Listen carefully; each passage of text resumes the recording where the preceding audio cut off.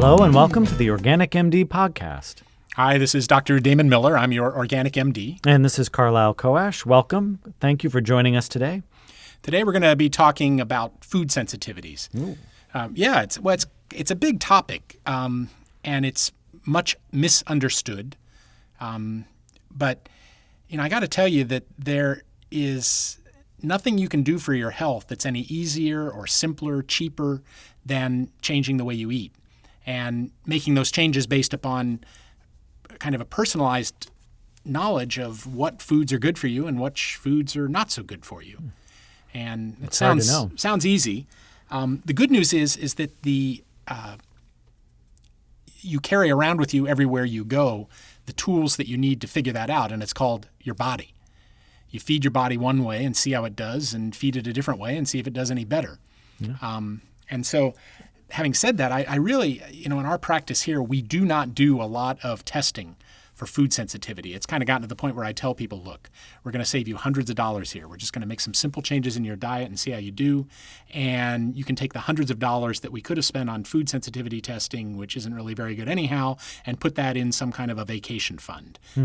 Use the money to go to Hawaii. It'd be a lot more for your health than the paper would. And that's a long and complex discussion right there. But the point is that none of the testing for food sensitivities is very good. Why is that? Well, because it isn't. In testing, you're looking at two things: the sensitivity of the test and the specificity. The sensitivity is the test able to determine that you're actually sensitive to a food? And the specificity is, if it says you're sensitive to a food, are you really, or is it just a false positive? And so, there are a number of reasons for this, not the least of which is that a lot of times people know the foods, they naturally know and stay away from foods that upset them. And if you're not challenging yourself with a certain food all the time, the reaction that your body would have, which would be, looking for antibodies, that reaction is what you'd be measuring for in a lab test. If you're not eating that food, you may not have any reaction that can be measured on a lab test. And the other is that a lot of the lab testing, medicine goes kind of crazy when it comes to this particular kind of lab testing. They look for skin testing, which doesn't even begin to test what might be a systemic reaction. Skin testing is measuring for immunoglobulin E, whereas your body is responding with immunoglobulin G.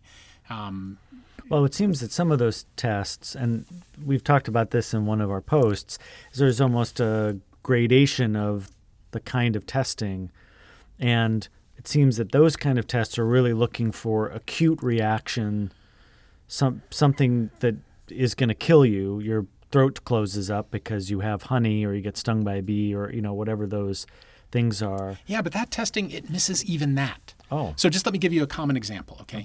There are people that have a reaction to penicillin that is so severe that if you were to give them penicillin, they would have such a bad reaction they would die. Okay, but if you inject a little penicillin under the skin of a person who has a life-threatening penicillin allergy, they may not even respond.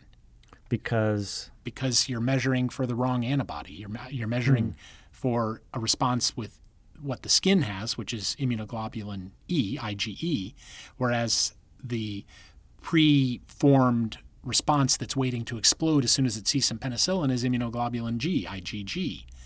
So how would you ever know then if you were just, whoops, it's already too late? Well, you take a careful history before you give antibiotics. You ask if you ever had a reaction to penicillin or penicillin-like drugs, because it's usually never the first time they're exposed that they have the life-threatening reaction. The first time they're exposed, it's like loading the gun. The second time they're exposed, it's when the trigger gets pulled. Okay. So, but the point is that the testing isn't very good. The testing of, withdrawing a food, see how you do. Add it back in if you're not convinced that it made a difference, and see how you do. So, that's what we do in the healthy eating workshop. We basically eat a fairly simple diet for 6 weeks, and that doesn't contain the foods most commonly known to cause sensitivity. It doesn't include grains and cow dairy and legumes and, like soy and things like that.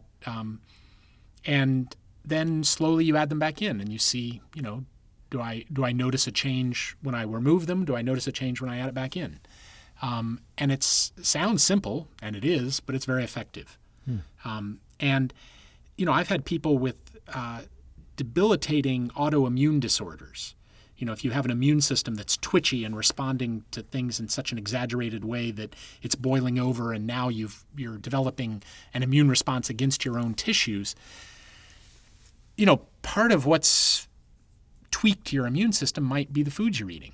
So I don't want to say that the foods you're eating have caused your lupus or caused your rheumatoid arthritis or caused your scleroderma or your psoriasis or all the different kinds of, your Hashimoto's thyroiditis or your whatever. Yikes. Yeah. All of that doesn't sound very No, good. none of those things are good. They're really bad diseases. But if I don't know who Hashimoto is. But, he was a nice man. Okay. He was a doctor. Yeah, he was a good guy, one of us. Okay. But anyhow,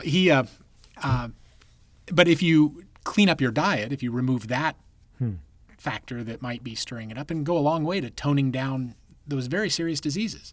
Yeah. So it's not that food causes all of this, but food is, you have total control. Contributor. Well, yeah, and you have total control over what you put in your mouth. Right. You can change tonight what you decide to eat.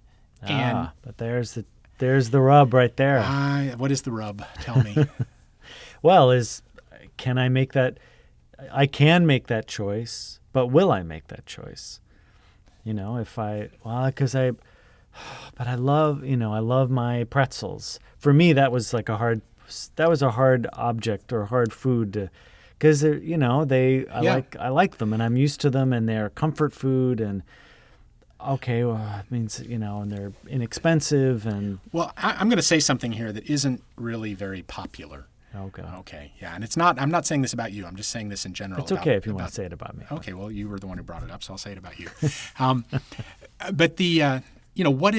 what do you call it when people do something knowing that there's going to be a negative consequence, and even knowing ahead of time that there's going to be a negative consequence, they do it anyway because they can't not do it. You call that addiction. Yep.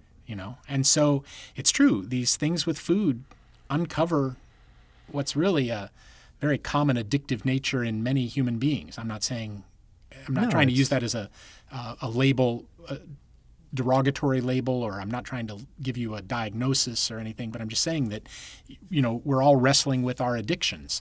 Well, I having spent a lot of years working in hospitals, and especially with people at end of life or who are at least facing serious illness, and there was often times where people would come in, they have some serious things going on. There was an option if they wanted to change, because they maybe didn't have the best diet, and they would acknowledge, I don't eat as well as I could, or et cetera, or I know that I'm a little overweight because I'm not minding my diet, I'm diabetic, or I'm eating foods that are aggravating some other issues, and I just, I don't want to change, and it's that edge that people push against. Yeah. Well, I'm realizing it. We need to do some podcasts about how to deal with addiction, and I don't mean, serious addiction to drugs or alcohol, although it becomes kind of the same issue. But how do we deal with that just basic human weakness that we do things that we know aren't good for us, knowing that they're not going to be good for us, and then we experience them not being good for us, and we continue to do them. Boy, and if you're out there listening to this and you have any things that you can share, we would love that, because it's. This is complex. I think it's always important to be clear that anything that we talk about isn't, just get rid of this and it's easy, and sometimes it is, but these are complex issues. This is why the health of, just this country is challenged a lot of the time, because we don't necessarily pay attention to the foods we eat. We don't necessarily look at labels. I mean, some people do, but I think oftentimes we get busy. I know this works. It feeds me. Yeah, okay, I maybe feel a little bit off, but, it's not horrible.